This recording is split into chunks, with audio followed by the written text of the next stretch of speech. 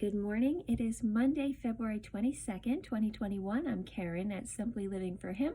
I'm here to do my encouragement video from the Word of God. I hope that you find these videos helpful. If you do, I'd love for you to share it with a friend, subscribe to the YouTube channel, or just let me know.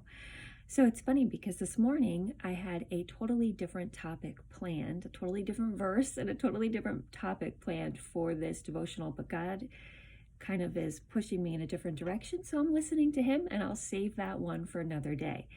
So let me explain. In our Simply Living for Him online women's community, for the next 6 weeks, we have a group called Journey to the Cross, and we're just taking some time to reflect on each week a different characteristic or lesson that we can learn from Jesus on his journey to the cross. And we're really just focusing in on that one thing and kind of taking time during the week to quietly reflect and meditate on it. And then we have our group to share what we're learning with each other. For this week, we are focusing on Jesus as a servant. And we started today. And so, if you want to join that, let me know. It's completely free. The link is actually in the description, or you can just email me and I'll set you up. But last night, knowing that today we were starting our week of kind of reflecting on Jesus being a servant, I went to bed just, thinking about this whole idea. And we're looking in the passage, one of the places we're looking, obviously, is John 13, where Jesus washes the disciples' feet, because this is like the beginning of his journey to the cross. And so I was just really thinking about this passage last night and kind of mulling over some things in my head. So let me read it to you first, and then I'll tell you what I think. So it says, during supper, the devil had already put into the heart of Judas Iscariot, the son of Simon, to betray him. Jesus, knowing that the Father had given all things into his hands and that he had come forth from God, was going back to God, got up from supper, laid aside his garments, and taking a towel, he girded himself. Then he poured water into the basin and began to wash the disciples' feet and to wipe them with the towel which was girded. And so we all know this story. We all hear about, this all the time. And it just really struck me in a different way last night that Jesus washed Judas's feet, knowing that he was going to betray him. It says that, Jesus knew that, and he washed his feet. And I don't know that I ever really thought about that so much. Like, I thought about it, but I really thought about it. And what I thought was, how many times do I serve those that I love who don't betray me half-heartedly? And, to be truthful, there are days where I serve my family that way. I don't feel like making dinner. I don't feel like doing the laundry. I don't feel like homeschooling.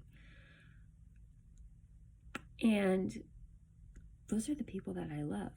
And it really struck me that Jesus washed his feet. Now, what it says here in the commentary is really quite interesting too. It says Jesus was the model servant, and he showed his servant attitude to his disciples.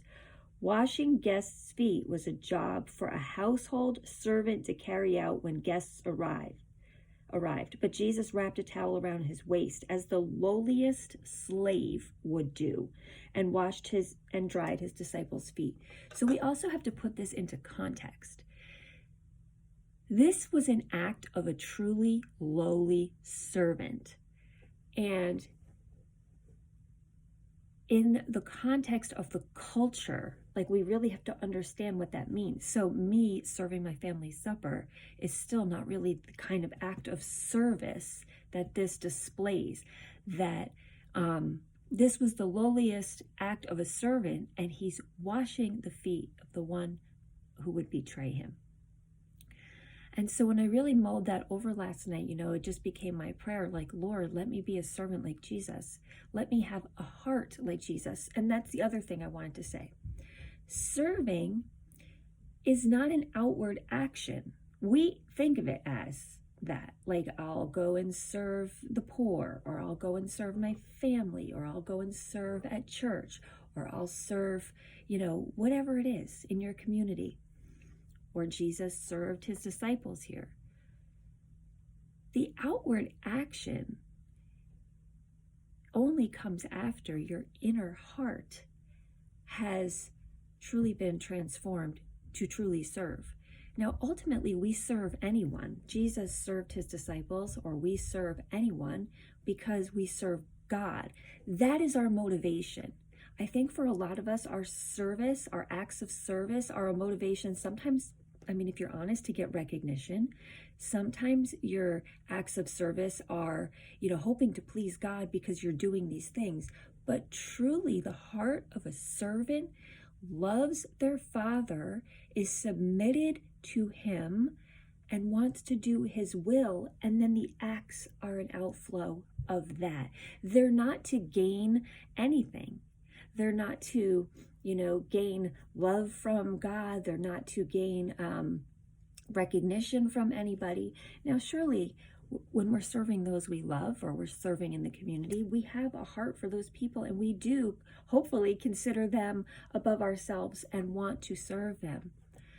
But there's the other times where I think we just do it because we're supposed to, or we do it because we think that we'll get closer to God in our serving, or we think that, that will benefit us in some way. Serving doesn't benefit us. We do it because we are ultimately serving God. We are serving him, and in turn, we then serve those around us, even those who would betray us. Now, in our culture today, there's a huge divide among people. Would you wash the feet of that person out there, in the world that you despise? Would you wash the feet of that person that you just had an argument with on the internet? Would you wash the feet of, someone in this world that you think would betray you? That's a question for you today. I think that's a question for all of us. It's very easy to serve those we love. And even with those we love, like I said, we do it half-heartedly sometimes. But do we serve those who are against us?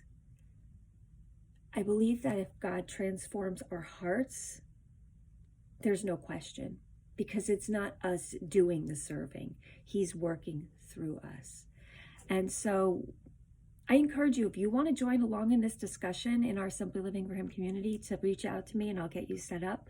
But we're going to be thinking about this one all week long, really meditating on what does it truly mean to be a servant. Jesus was a true servant, and he's our ultimate model. So those are some thoughts to get you started today on that. I'd love to hear what you think. Comment below, join us in the community, comment wherever you're seeing this, and ask yourself today, would you wash the feet of the person in your life right now who maybe you feel most distant from, who maybe you even despise? And then ask yourself, how can you do that? And know that it's only through God that we could serve anyone. Because in our own flesh, we serve ourselves, right? Everything we do is self-serving, even the things that look good on the outside. But by the Spirit, we serve God alone. I hope this encouraged you, and if it did, I'd love to hear from you. And until the next time, I wish you all the blessings and joy in Jesus today.